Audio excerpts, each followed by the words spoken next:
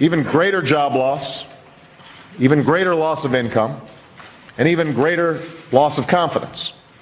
Those are deficits that could turn a crisis into a catastrophe, and I refuse to let that happen. After its Friday passage, in gangster fashion, President Barack Obama took a 4-day vacation and said that there was no rush to sign it. The spending bill was really a takeover bill, designed to further federalize the states and to pay off rich donors that had donated to both parties. As the world slid deeper into depression, the bankers celebrated the fire sale that they had created. I believe the phrase burdens of the office is overstated. Yeah, it's kind of like, why me? Oh, the burdens, you know. Why did the financial collapse have to happen on my watch? It's just pathetic, isn't it? Self-pity. And I don't believe President-elect Obama will be full of self-pity. With their access to unlimited fiat capital, they could now buy up sectors of the world economy not already controlled by them. For over a century, the Anglo-American establishment had worked to bring the world system to this point.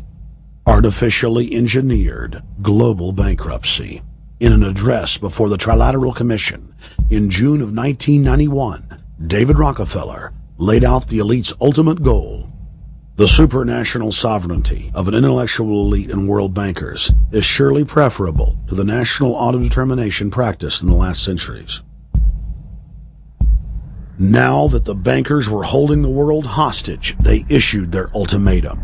The only solution to restart the global economy would be to set up a planetary government ruled by a new Bank of the World, a Bank of the World owned and controlled by them.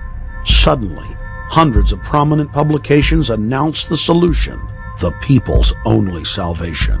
Time magazine, in an article titled "The New World Order," said that the new super bank would control the world's currencies and set interest rates, and that the new bank would, quote, knock the heads of bad countries like the United States.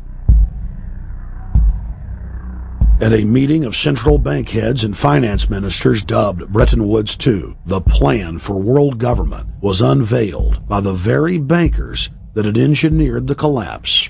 Formerly sovereign countries would now pay their taxes directly to the banking cartel. Hundreds of new carbon taxes, controlling every facet of human activity, would only be the beginning.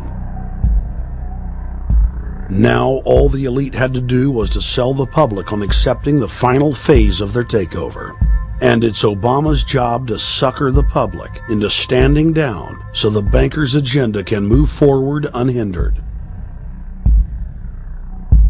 Never before in U.S. history has the media gotten behind a president like they are behind Obama.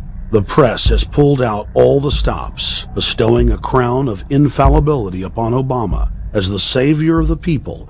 The elite are betting everything they've got on Obama's charisma and hoping that he can sell the world on their program of tyranny.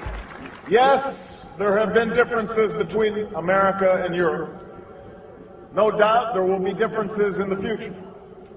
But the burdens of global citizenship continue to bind us together. A change of leadership in Washington will not lift this burden. In this new century, Americans and Europeans alike will be required to do more, not less. Partnership and cooperation among nations is not a choice. It is the only way. We've got to give them a stake in creating the kind of world order that I think all of us would like to see. In truth, Obama is not simply continuing George W. Bush's policies. He is radically expanding them. I thank President Bush for his service to our nation. This film has documented the painful fact that Barack Obama's agenda is the complete opposite of what he has claimed it to be. Now we will reveal what Barack Obama and his controllers' true agenda is. Number 1, bring the United States under the complete regulatory control of a private offshore superbank known as the Bank of the World.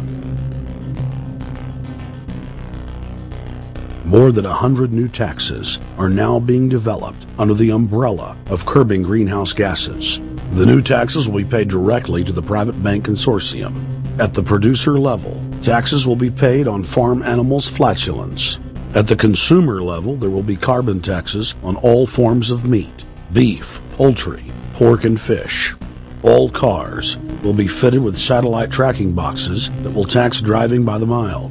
And an added tax will be placed on all fossil fuels, including motor oil and natural gas. All plastic products will have a carbon tax added. Outdoor space heaters and fireplaces are to be taxed. All electricity produced by coal-powered plants will be taxed. Under the cap-and-trade system, citizens will be forced to pay taxes on thousands of products to private cap-and-trade services owned by Al Gore and other elitists. There will be taxes on light bulbs, water, trash pickup, air travel, train travel, bus, ship, medicine, steel production, mining, clothing, laundry, asphalt are just a few of the new taxes to be levied. But to truly transform our economy, to protect our security and save our planet from the ravages of climate change, we need to ultimately make clean, renewable energy the profitable kind of energy.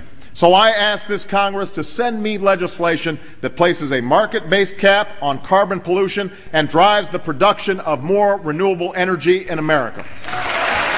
That's what we need.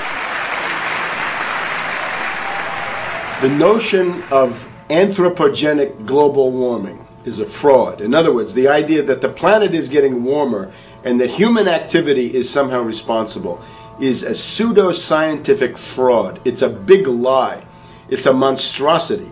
Remember the Nazis, they had race science, race hygiene. They said Aryan blood is different from any other kind of blood. This was, of course, idiocy, a fantastic piece of nonsense. Today, we've got something similar. Global warming caused by human activity, and the answer to that is carbon tax plus cap and trade, according to the wishes of Al Gore, Prince Charles, and basically the entire world banking community, the world oligarchy. What they're trying to do with that is to perpetuate the current system where bankers rule the world, financiers rule the world, and the rest of us get the crumbs from the table. But remember, if you try to put on cap and trade and a global warming carbon tax with the idea that you're going to save the polar bears, what you're going to do is destroy human society. You're going to cause genocide on a massive scale. The deaths will be measured in the hundreds of millions and indeed in the billions. Just the idea of global warming means that there'll be no development for Africa, no development for the poorer parts of Southeast Asia, and no world economic recovery of any kind ever in our entire lifetime. So it's important to expose and fight the pseudo-scientific fraud of global warming. One more point about this. You don't need a climatologist to know that this stuff is a fraud. I'm a historian. I can tell you, in the last 1,000 years, we had a period of very warm temperatures called the medieval warm period, where all kinds of grapes and semi-tropical stuff was growing very far into the northern hemisphere. That was about 1100, 1200. It happened to correspond with an all-time maximum of sunspots. Right now, we can say that we're going into another maximum period where there'll be some warming, but we're well within the limits of the medieval warm period. About 1600 to 1650, there was an ice age in northern Europe. The North Sea was filled with ice. The German and Dutch ports and the English ports were filled with ice. That corresponds to an all-time minimum of sunspot activity, the Spörer minimum and the Maunder minimum. So this has largely got to do with solar activity. We can see that other planets, not just the Earth, are warming slightly as a result of increased solar activity. But we're well within the minimum. So what the oligarchs claim to be an open and shut scientific case is a piece of pseudo-scientific nonsense, and it should be rejected. Number 2. The social engineers are fully aware that the Obama craze will wear off.